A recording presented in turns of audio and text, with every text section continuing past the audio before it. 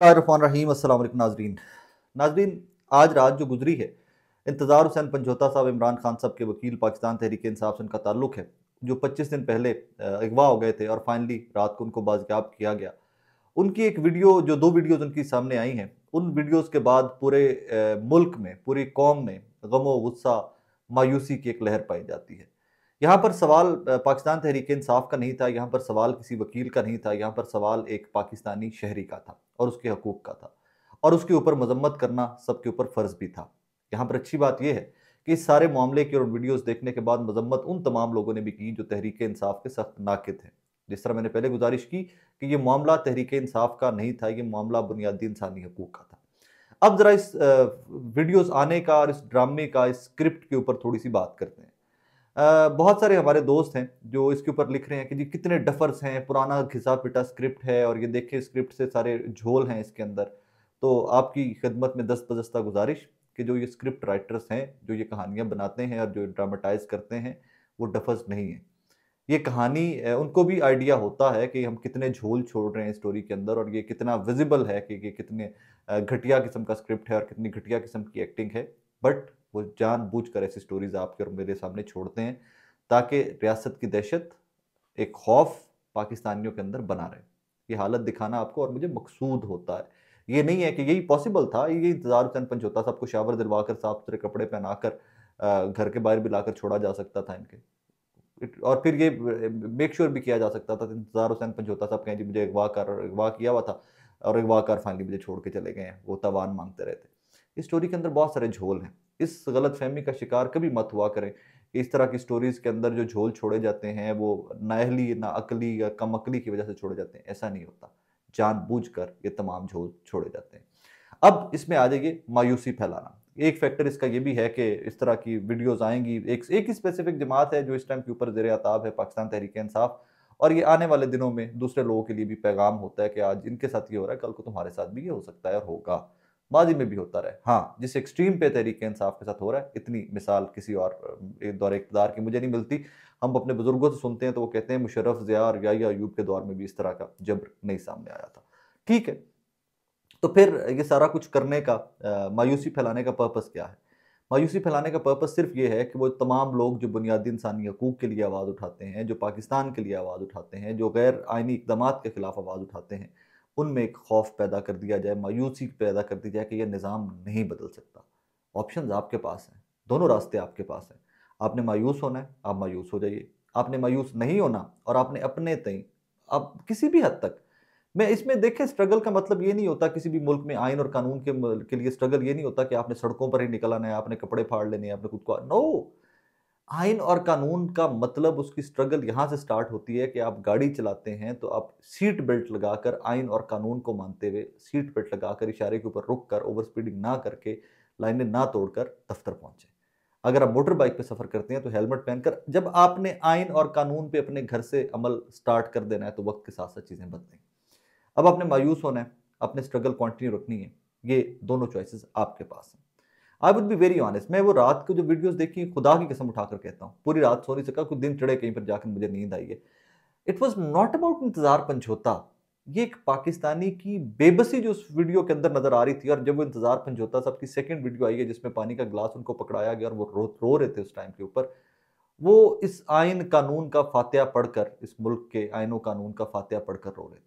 वो आपकी और मेरी नस्लों के फ्यूचर के ऊपर रो रहे थे कि यार मेरे बच्चे भी यहाँ पर हैं, साकिब के बच्चे भी यहाँ पर हैं, 24 करोड़ पाकिस्तानियों के बच्चे भी यहाँ पर हैं, उनका मुस्तकबिल क्या है? वो बेबसी का रोना उस मुस्तकबिल को लेकर था। मुझे बड़ी खुशी हुई कि बहुत सारे लोग जो बहुत नाकिद रहे हैं तहरीक इंसाफ की पॉलिसीज़ के, इस एक चीज़ के ऊपर वो इकट्ठे हुए और उन्होंने इस वाक़ये की दिल खोल कर मज़म्मत की है। बहुत आसान है नाज़रीन, I would be very very honest with you. आज बड़ा दुखा हुआ सा, बड़ा हर्ट सा, लेकिन मैं अजीब सी एक फ़ेज़ में आपसे मुखातिब हूँ। मेरे लिए बहुत आसान है, अल्लाह पाक की ज़ात का लाख करोड़ दफ़ा शुक्र है कि मैं यहाँ पर कुछ थोड़े बहुत जो मेरे पास एसेट हैं, मैं यहाँ से बेचूँ, मैं अपना ख़ानदान लेकर दुनिया के किसी भी कोने में महीनों के अंदर शायद शिफ्ट हो सकता हूँ। और कहीं नहीं शिफ्ट हो सकता, कहीं पर भी नहीं, तो दुबई का वीज़ा ले जाकर वहाँ पर एक छोटी-मोटी दुकान या वहाँ पर टैक्सी चलाकर मैं और मेरा ख़ानदान अपनी ज़िंदगी गुज़ार सकते हैं। लेकिन फिर जब ये सोचा जाता है कि क्या किया जाए, तो फिर जवाब ये मिलता है कि यार मेरे आबा-ओ-अजदाद की कब्रें यहाँ पर हैं। मेरे घर में वो लगाए हुए जो पौधे, जो छोटे-छोटे लगाए थे, जिनको मैं दरख्त बनना देखना चाहता हूँ, वो मैंने यहाँ पर लगाए हुए थे। मेरा बचपन इस मुल्क के गलियों में गुजरा है यार, मेरे देहात की गलियों में गुजरा है। मैं वो गलियाँ साथ नहीं ले जा सकता। मैंने वो जो दरख्त यहाँ पर लगाए थे, मैं वो साथ नहीं लेकर जा सकता। मैं अपने आबा व अजदाद की कब्रें साथ नहीं लेकर जा सकता कि मैं किसी भी मुल्क में जाकर शिफ्ट हो जाऊँ। मेरे वालिद, मेरी वालदा देहाती लोग हैं हम, वो इतने कनेक्टेड हैं अपनी रूट्स के साथ कि वो मेरे पास इस्लामाबाद या लाहौर आकर 2-4 दिन नहीं रह सकते, वो बोर हो जाते हैं। उनको वापस अपनी फैमिली में, अपने बहन-भाइयों में, अपने दोस्तों में, अपने उस घर में वापस जाना होता है जहाँ पर उनकी ज़िंदगियाँ सारी की सारी गुज़री हैं। सब कुछ छोड़-छाड़ कर नहीं जाया जा सकता, पॉसिबल नहीं है। अपनी ज़ात के लिए चले भी जाएँ, तो जो लोग आपसे कनेक्टेड हैं, जिन लोगों ने सारी ज़िंदगियाँ मेरे लिए, मेरे ख़ानदान, मेरे बहन-भाइयों के लिए वक़्फ़ की थी, मैं इवेंचुअली उनको छोड़ के कैसे चला जाऊँ? मैं कैसे कह दूँ कि ठीक है जनाब, मैं अपनी ज़िंदगी बेहतर या अपने बच्चों की ज़िंदगी बेहतर करने के लिए आपका बच्चा छोड़कर जा रहा है।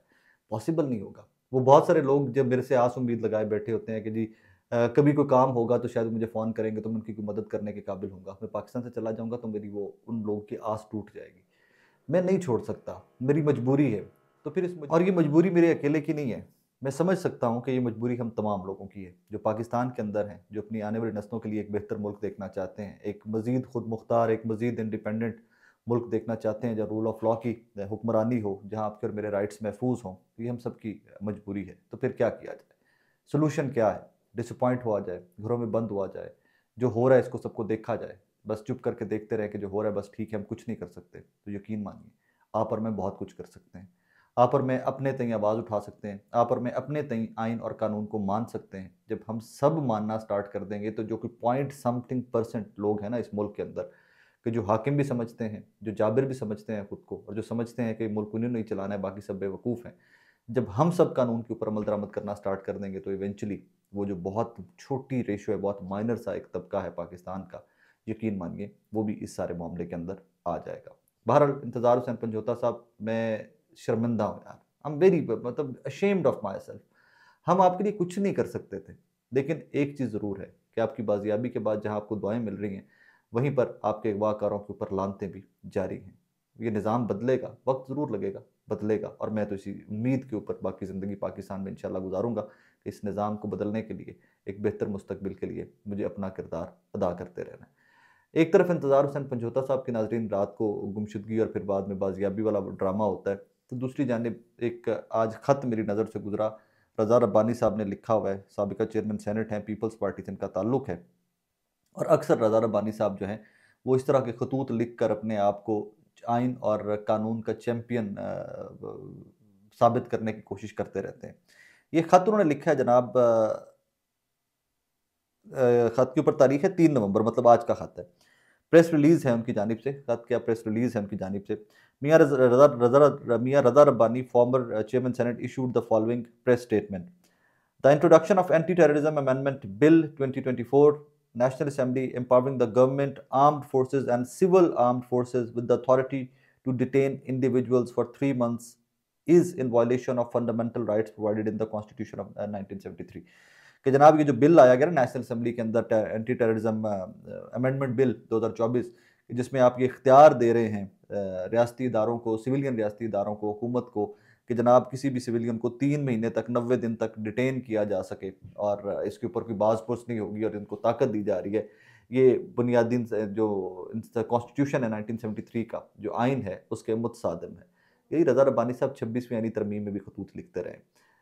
लेकिन इसी 26वीं आईनी तरमीम के करने कराने के अंदर सबसे आगे वही जमात थी जिनसे इनका ताल्लुक है, पाकिस्तान पीपल्स पार्टी। बिलावल भुट्टो जरदारी साहब सारा सारा दिन मौलाना साहब के घर बैठे रहते थे और वो आइन और जमहूर के नारे मार कर ये 26वीं आईनी तरमीम करवाने तक पहुँचे।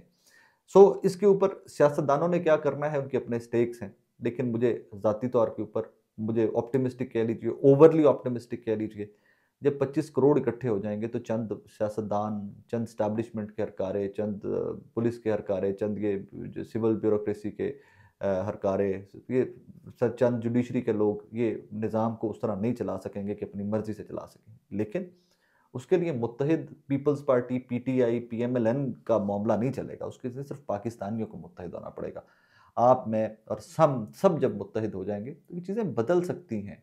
मुश्किल हैं, नियर टू इम्पॉसिबल हैं। आप गौर करेंगे, इसके ऊपर बैठेंगे तो आपको ये एक सिर्फ डार्क सी सा फ्यूचर नज़र आएगा कि इट्स नॉट इवन पॉसिबल, कि हम कैसे कर सकते हैं।